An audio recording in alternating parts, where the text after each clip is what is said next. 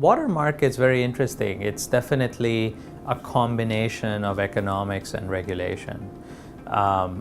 So for example, in the US, every single customer that we are operating with, we are saving them money.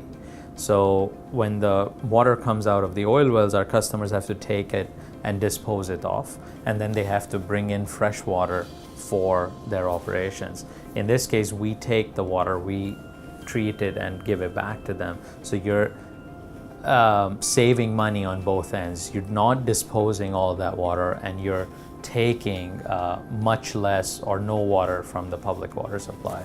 So if you can do it for less than or the same cost as X plus Y, it's a no-brainer.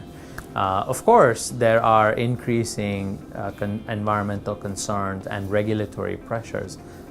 Even on the oil and gas companies in the US, you've heard about seismic activity in Oklahoma, the concerns about contamination of aquifers and so on.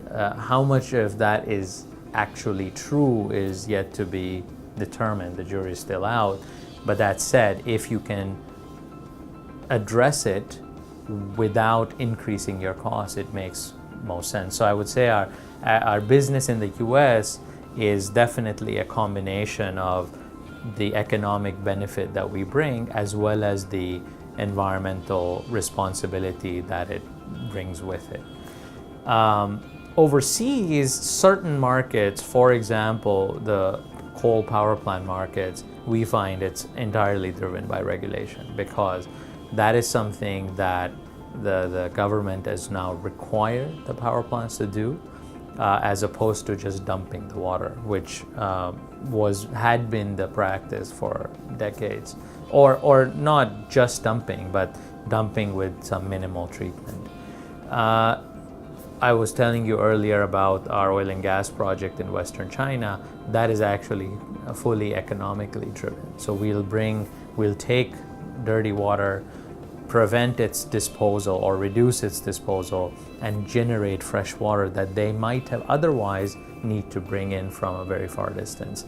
So again, it depends on the exact customer and the exact market, but some tend to be a combination of economics and environmental, with heavily weighted in favor of economics. Occasionally you come across like this coal power plant market, which is regulatory driven. We started in the oil and gas industry. We brought a very attractive solution to the market. We were on a quick growth trajectory, at which time the oil price collapsed to less than $30 a barrel.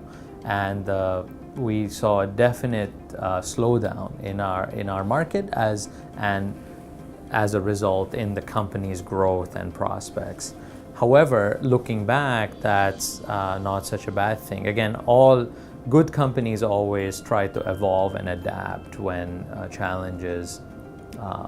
when they come across challenges.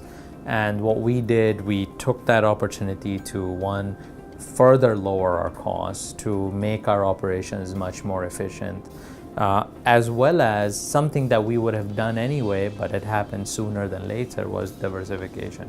So if the oil market had not slowed down, we might not have already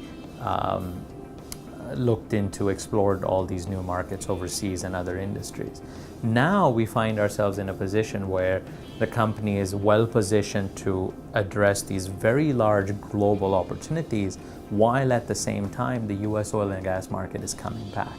And because the price of oil is lower, the cost pressures, the economic pressures are even more. So the industry has come back, but everyone is very cost conscious, and along with that, the environmental and regulatory concern has only increased. So that makes us a Gradiant, the go-to company to address both the cost issues as well as the environmental issues in a resurgent industry. In terms of managing growth, of course, it can be a challenge. Sometimes, again, looking back, if we hadn't had some short period of slow growth, we might have had more difficulty preparing for this upcoming growth. But I think we did make our company more efficient, our procedures and our processes much more robust. Because this is one of the things that all companies have to come across. When you start, it's very laissez-faire. You're 6 people, it doesn't matter. But when you're 40, 50, which is where we are now at, versus when you are several hundred people, your processes really have to be in place. And as startup founders, and especially as engineers and scientists, some of us can be quite averse to that, the process and the structures, but you have to adapt to that. And I think we did that. While there was a period of slow growth, we adapted ourselves, and now we look to be in a fairly good position to grow from.